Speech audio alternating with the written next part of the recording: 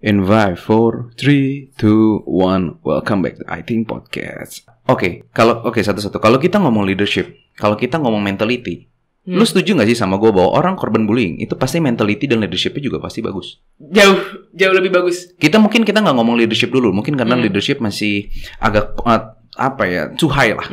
Tapi kalau kita ngomong mentality, pada saat orang dibully dan bisa berubah, itu harusnya mentalnya jauh lebih kuat. Karena terbiasa under pressure. Jauh banget. Maksudnya dibully itu hasil bulian itu ya. Sekarang kelihatan sih. Pasti biasanya orang-orang yang sukses itu pasti orang yang pernah dikatain dulu. Nggak pasti sih. Pasti. Tapi kayak mayoritas gitu loh. Kebanyakan. Kayak misalnya aku ketemu orang nih. Share story kayak gini. Pasti ada aja mereka cerita bahwa mereka dibullying, direndahkan, nggak dianggap gitu. Pasti ada aja yang kayak gitu. Jadi emang mentalnya tuh terciptanya beda. Makanya sekarang kalau misalnya aku ditanya kan, Kak, kok lu bisa sih ngadepin haters tenang banget? Kayak, lu gak ada apa-apanya. Gue udah mengalami bertahun-tahun yang lalu. Tapi gini, lu pada saat, makanya gue bilang lagi bahwa, tapi gak semua orang berhasil untuk keluar. Betul.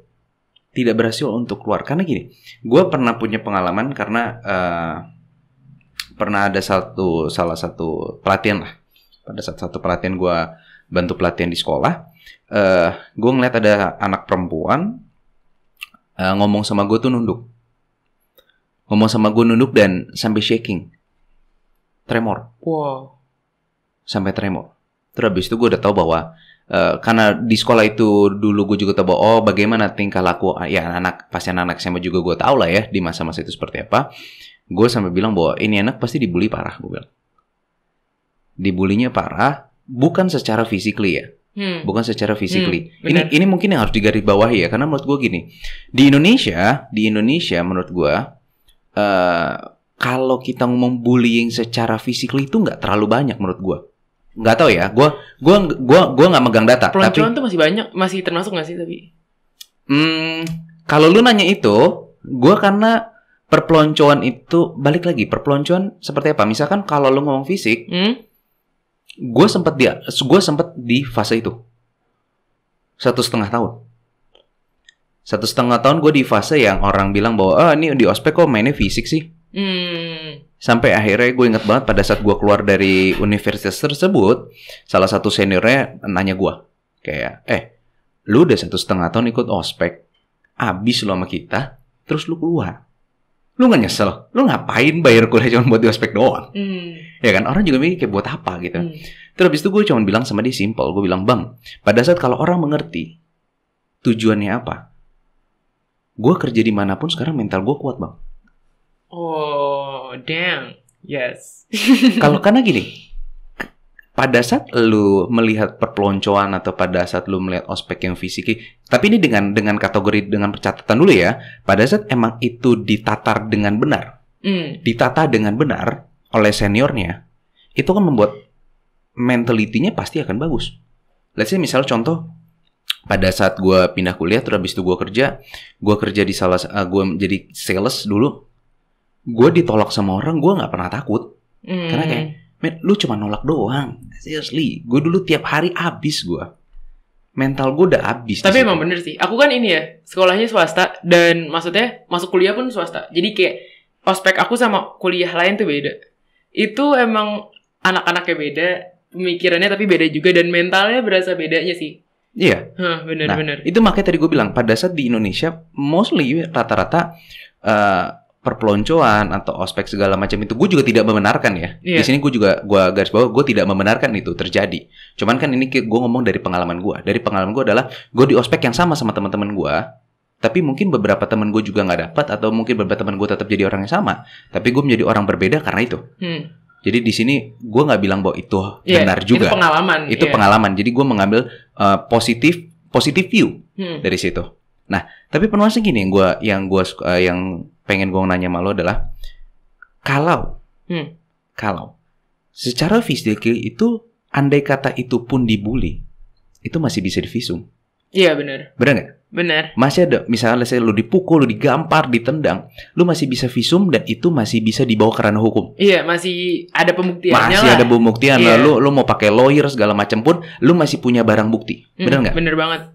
Tapi yang menurut gue dulu sempat mati-matian dan gue sempat sering banget mengutarakan apa yang gue pikirkan adalah verbal bullying. Itu adalah bullying yang paling ribet menurut gue. Iya sih. Iya, dan paling ribet dan paling banyak. Paling banyak. Dan paling tidak diakui. Iya benar. Tapi paling banyak merusak orang. Jujur. Untung ya maksudnya dan gak banyak yang bisa bangkit karena itu gak sih? Yes. Verbal bullying itu efeknya bisa sampai ke masa depan orang tersebut gitu loh. That's the point. Kalau lu ngomong physically, itu rasa sakit. Iya. Tapi kalau lu ngomong verbal, itu masuk ke psikis. Iya. Pada saat masuk ke psikis, orang psikisnya sakit itu nggak kelihatan. Iya.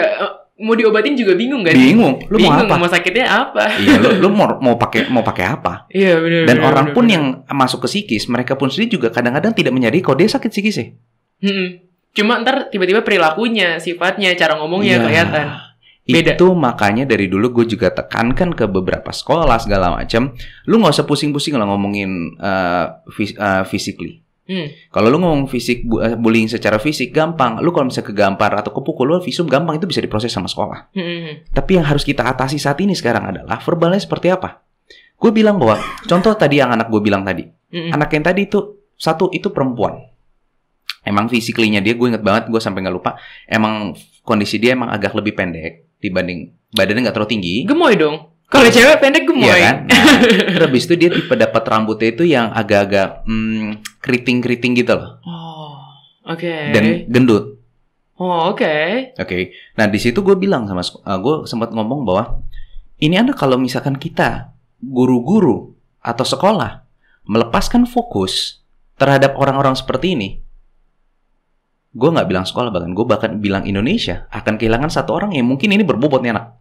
Aku merinding banget. Jadi iya kan? Itu kejadian sih sama aku dan aku nyesel banget. Aku rasa sedihnya tuh aku sampai nangis pas pulang. Jadi aku diceritain sama followers aku di DM di Twitter. Kak, aku ada temen, ada adik kelas temen aku lumayan deket sama dia, tapi dia tuh dibully di sekolahnya. Setiap hari dia itu suka ngepost tweet-tweet kakak. Kan aku emang suka nge-tweet yang motivasional, suka yang kayak self reminder to stay positive gitu kan. Dia tuh seminggu terakhir dia selalu ngepost tweet-tweet tentang kakak. Tiba-tiba tadi hari ini kabarnya dia udah gak ada. Jadi dia bunuh diri karena gak tahan dibullying sama satu sekolah gitu loh. Ini true story? Yes. Aku di DM gitu aku sampai kayak I was so shocked gitu loh kayak. Tapi dia bilang makasih ya kak udah nguatin dia di hari-hari terakhir. Kan gue aja berkaca-kaca lagi nih. Makasih udah nguatin dia di hari-hari terakhir. Aku tuh kayak damn, if only lo reach out ke gue gitu kan. Seenggaknya gue bisa sharing, bisa tukar pikiran, bisa saling menguatkan. Atau gimana, I don't know gitu kan. Tapi karena gak ada wadahnya. Iya, ada. Bener gak? Iya, gue rasanya langsung kayak aduh, gue tuh buka medsos ya, jujur. Itu buat menerima curhatan setiap orang. Gue tuh bener-bener jawabin message. Jadi kalau misalnya gue dibilang sombong, gue sakit hati juga tuh. Gue tuh bales curhatan orang. Ada yang dibully, ada yang A, B, C, D. Gue balesin semua curhatannya. Tapi kenapa yang ini gak ketemu dan tiba-tiba dia hilang, udah gak ada gitu. Dengan cerita tersebut, gue yang kayak wah emang parah ini. Bully udah kacau banget. Ini yang makanya dari dulu tuh gue fokuskan adalah gini.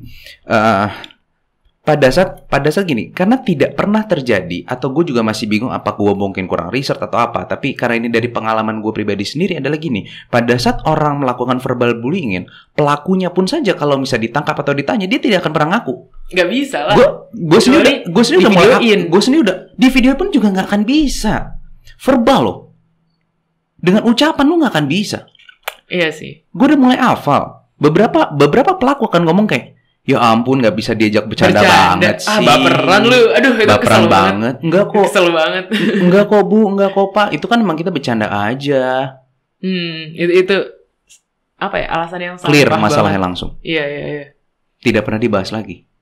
Tapi permasalahan adalah gue sampai dulu mengeluarkan beberapa, sampai akhirnya gue belajar psikologi sedikit. Gue penasaran bahwa mungkin yang nonton video ini atau mungkin yang penasaran atau bagi pihak sekolah atau guru apapun yang lagi nonton video ini, lu coba baca ada namanya teori Pavlov. Lu pernah dengar atau tidak? Belum tuh. Teori Pavlov itu adalah menjadi kayak awalnya itu teori ini dipakai memang namanya Pavlov. Dia punya anjing. Dia punya anjing, terus itu setiap dikasih makan dikasih bel, kasih makan kasih bel, kasih makan kasih bel. Sampai akhirnya suatu saat lagi Pavlov bunyiin bel, air liurnya keluar. Karena mau makan berarti. Karena di sini sudah terproses kayak bunyi bel makan, bunyi bel makan, bunyi bel makan. Dan teori Pavlov ini, gue lupa judulnya itu, kalau nggak salah habit, nggak salah. Ya habit. Akhirnya dipakai ke beberapa, akhirnya dicoba riset. Dan riset ini benar-benar dilakukan kepada seorang kakek-kakek yang dia ada pikun, apa namanya, Alzheimer. Iya, Alzheimer. Jadi emang kakek ini udah Alzheimer-nya sudah agak sedikit parah, ya kan? Dia itu bahkan keluarganya itu tuh suka takut kalau misalkan dia keluar segala macam kan, takutnya hilang. Nah, ternyata dites kakek ini itu dibawa pergi tiap hari. Dari rumahnya taman, rumah, taman, rumah, taman, rumah, taman, rumah. Begitu terus ya, tiap hari, every day. Jadi dia setiap ke taman, terus itu duduk, ngeliat orang, segera diajak ngobrol, taman, duduk, tak udah. Sampai suatu saat dia lihat bahwa dia naruh remote-nya masih lupa. Dia bahkan habis makan pun juga dia lupa. Tapi pada saat di jalan dia bisa pulang sendiri. Kenapa? Karena otaknya sudah tahu di situ. Nah, di sini yang gue selalu bilang sama sekolah atau apapun itu industri yang institusi pun yang bisa ngatasin ini. Pada saat kalau lu melihat verbal bullying itu hanya dilakukan sekali, emang gak akan masalah sama tuh orang. Tapi kalau berkali-kali, lo sekolah, gue katain gendut, sekali nggak masalah, 2 kali nggak masalah. Lu 3 tahun diem di sekolah tiap itu. hari. Ding. Iya, gue tahu banget sih rasanya. Emang gue dari, gak usah deh ngomongin 3 tahun SMA. Gue tuh kan gue gendut dari kecil ya. Jadi gue tuh dari TK playgroup lah. Playgroup aja anak yang seumuran gue itu udah bisa ngatain gue gitu. Jadi emang bener-bener tiap hari ini gue di-drilling sampai kelas 12. Sampai saat gue diet, kurus, sampai gue beratnya 53. Tahu gak yang gue rasain apa? Yang gue rasain tuh gue masih gendut. Ya, gue masih ngerasa kayak, lu jelek banget, lu hitam, lu gendut, pokoknya lu jelek gitu, karena saking dikatain ya kan. Terus sampai akhirnya ada yang komen lagi gitu kan, lu tuh kurus, kayak dikatain kan namanya gendut ya, jadi pas kurus tuh ngeplek kan kulitnya. Aku dikatain lagi, katanya kulitnya kendor lah segala macam. Nah, dengan aku yang masih kecil ya, aku pikir, apa gue kurang kurus ya? Akhirnya tuh bisa kena penyakit mental yang lain. Ya. Jadinya dari yang awalnya takut dibully gitu kan, akhirnya gara-gara diomongin aku kena apa? Kena eating disorder, anoreksia. Jadi nggak mau makan, makin kurus, sampai masuk rumah sakit gitu. Tapi di situ di psikolog aku ya, aku mikirnya setiap ngeliat kaca nih gendut, tahu nggak? Padahal beratnya udah 48. Tinggi aku 160. That's the point yang gue bilang. Fisik lu bisa lu rubah.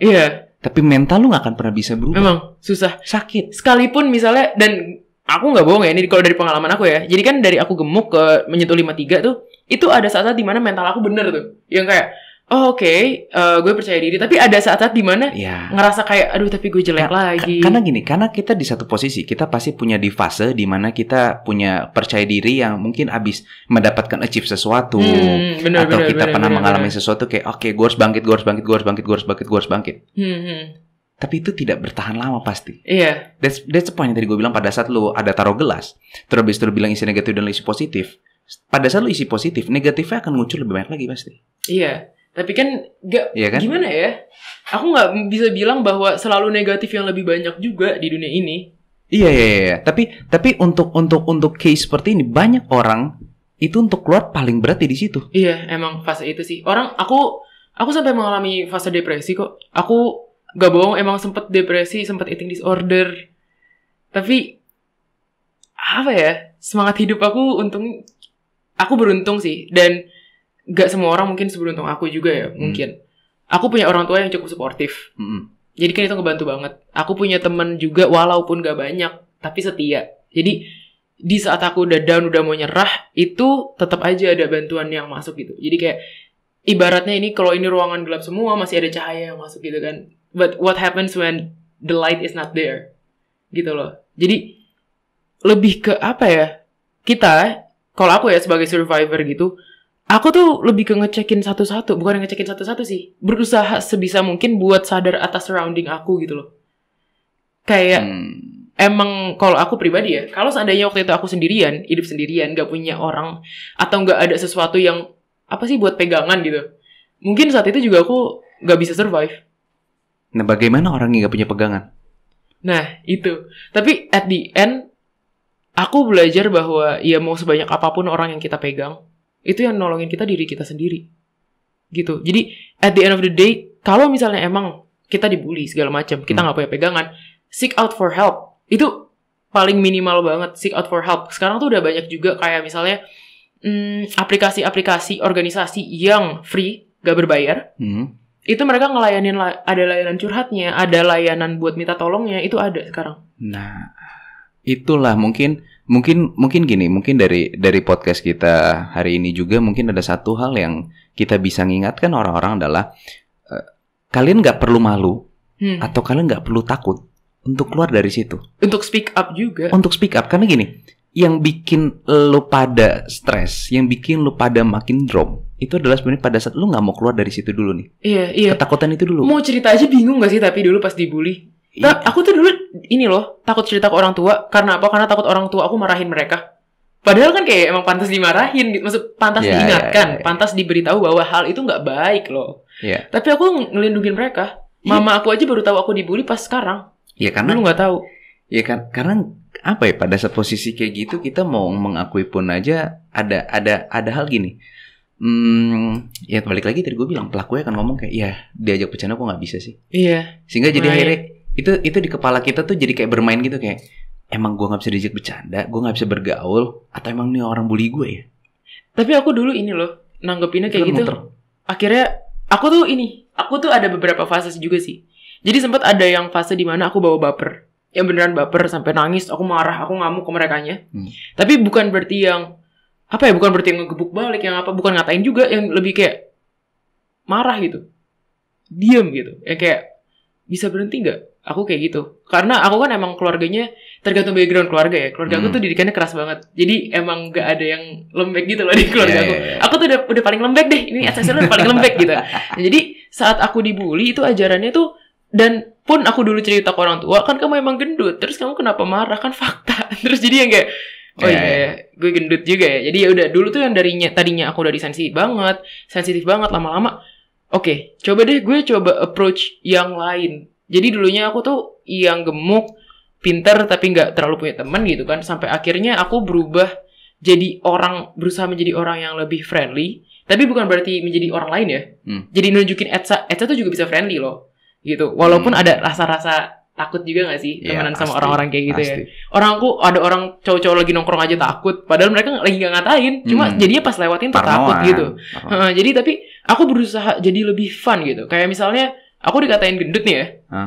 Iya, awas gue lewat lu, gempa lu, berlindung lu semua. Aku gituin gitu kan. Tapi akhirnya at the end jadi ketawa gitu loh. Jadi kayak, oh ya, it's not that bad. Bukan berarti aku bilang ngebully itu membenarkan ya, tapi ada saat-saat dimana saat lu membuktikan bahwa ejekan itu, hinaan itu gak berpengaruh lagi ke lu, itu mereka dengan sendirinya berhenti. Dan gimana ya, aku tuh ini yang aku lakukan, tapi ternyata aku nggak tahu kalau bahwa ini adalah salah satu yang perlu dilakukan gitu dulu. Jadi aku baca di salah satu website, emang dia tuh kayak website psikolog gitu deh.